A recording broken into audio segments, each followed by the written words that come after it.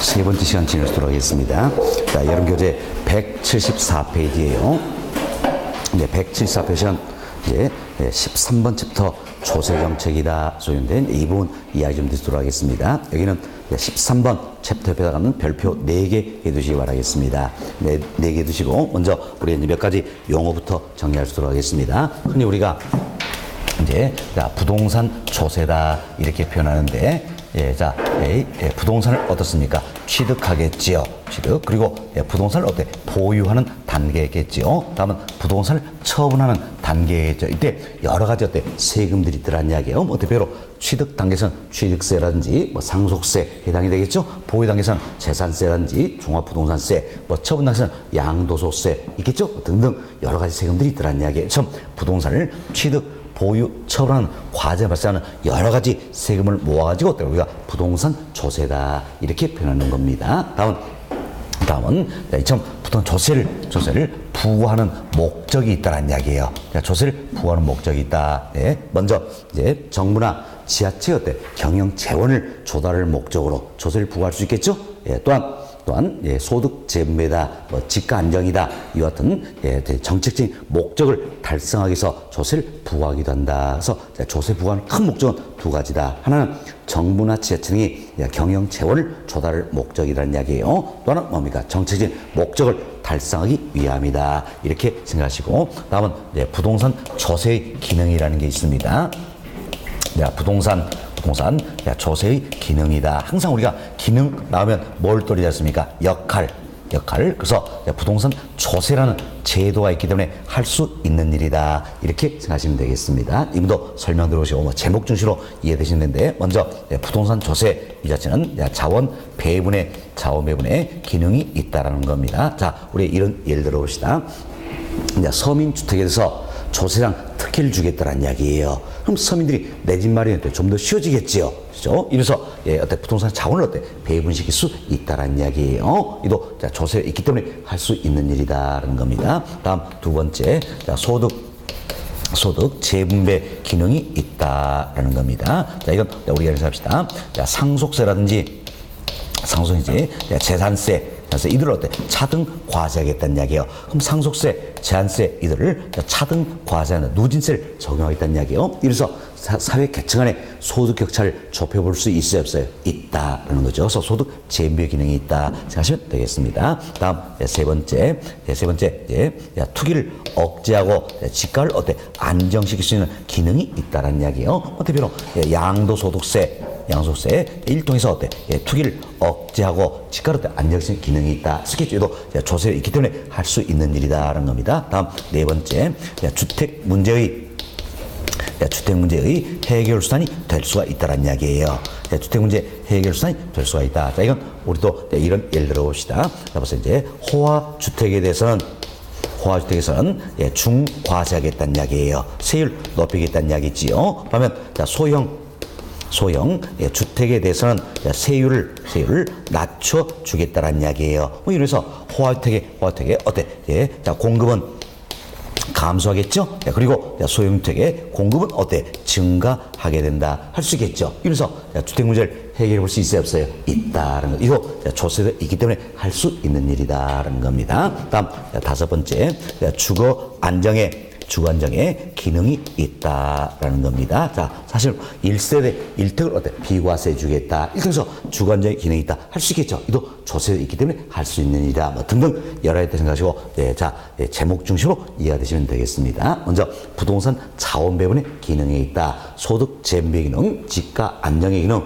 주택 문제 해결선의 기능, 주거 안정의 기능 등등이 있다. 여기서 이해가 되시면 되겠습니다. 자, 이 내용이 여러분 교재 양보를 1번 부동산 조세의 기능이다. 여기에 나와 있는 내용이에요. 동그라미 1번 보세요. 자원 배분의 기능이 있다. 동그라미 2번 소득 재분배 기능이 있다. 동그라미 3번 집가 안정의 기능이 있다. 동그라미 4번 주택 문제 해결의 기능이 있다. 우리 설명 다 드렸죠? 이제 제목 중심으로 이해가 좀 되시면 되겠습니다. 됐습니다. 다음 양보를 2번 내용이 되겠는데, 자, 우리가 먼저 용어 정리부터 하도록 하겠습니다. 자, 여기 보세요. 여기 보시면 임대주택에 대해서 재산세를 부과한다는 이야기예요. 그럼 임대주택에 재산세를 부과하는데 누구에게 세금을 부과했을까요? 임차인입니까? 임대인입니까? 임대인에게 자 제한세를 부과했다는 이야기예요. 이때 우리 예를 들어서 100이라는 세금을 부과했다는 이야기예요. 그럼 자 부과한 세금 100 이 자체를 임대인이 직접 내려고 합니까? 안 합니까? 안 하겠죠. 그렇죠? 자, 임대인은 부과한 세금 100 전액을 어떻습니까? 임차인에게 더 넘기고자 한다는 이야기예요. 참 임차인에게 더 넘기고자 한다. 이걸 그래서 우리가 뭐라고 합니까? 조세의 전가다. 이렇게 이야기하는 겁니다. 조세의 전가다. 자, 그럼 조세의 전가에 이론에서 써있어 어떤지 임대인은 사실 부가세금 100 전액을 임차인에게 또 넘기고자 했어요. 떠넘겨야 했는데 현실로 전액이 떠넘겨진 건 아니란 이야기예요. 아니다. 자, 예를 들어서 이제 임차인이 60을 부담을 한다는 이야기예요. 결국 임대인 입장에서는 부가세금 100 전액을 임차인에게 떠넘겼는데 다 떠넘기지 못했잖아요. 그렇죠? 60만 떠넘긴 셈이 되겠죠. 그럼 나머지 40은 누가 부담합니까? 임대인이 부담을 하게 된다는 겁니다. 서로 부담의 몫이 결정이 돼서 돌아왔다는 이야기예요. 이걸 그래서 우리에게 조세의 귀착이다 이렇게 표현하는 겁니다. 돌아올 귀자 써서 귀착이다 이렇게 보시는 것서 여러분 용어 정리 잘 하셔야 됩니다. 자, 조세의 전가는 뭡니까? 다른 사람에게 떠넘기는 거죠.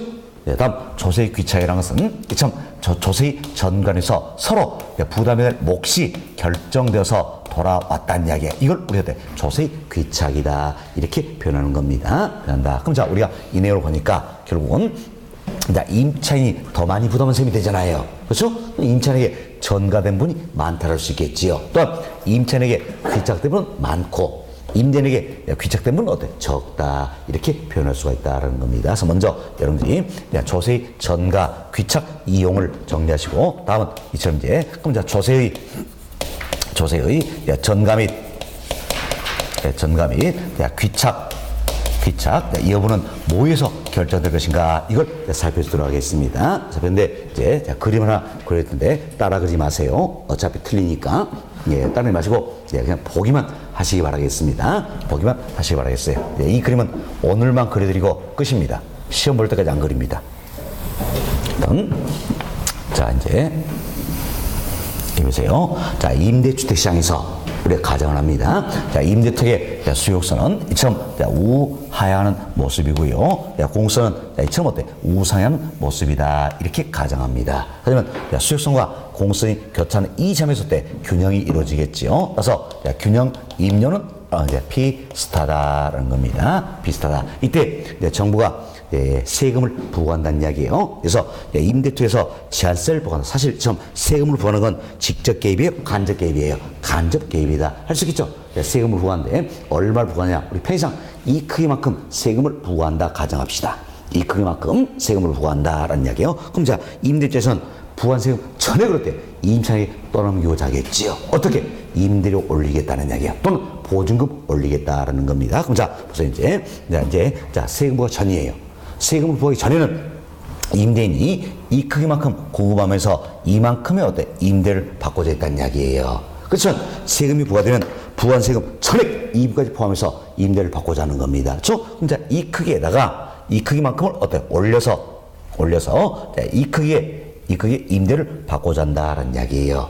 받고자 한다. 똑같은 양 공급하면서 자 다음은 여기서 이제 세금과 전에는 이 크기만큼 공급을 하면서 이 크기의 임대를 받고자 했습니다. 그렇지만 세금이 부과되니까 부과한 세금 전액을 임차인에게 떠넘기기 위해서 이 부과한 세금 여기까지 포함해서 임대를 받고자 한다는 겁니다. 그럼 이 크기까지 이렇게 포함해서 이제 어떻습니까? 자 이만큼 공급을 하면서 세금이 부과되니까 이 크기에 임대를 받고자 한다라는 겁니다. 그럼 이제 우리가 이 점과 이 점을 연결시켜 보시면 자 이와 같은 공수는 나타내 볼 수가 있다라는 겁니다. 공수 나타낼 수 있다.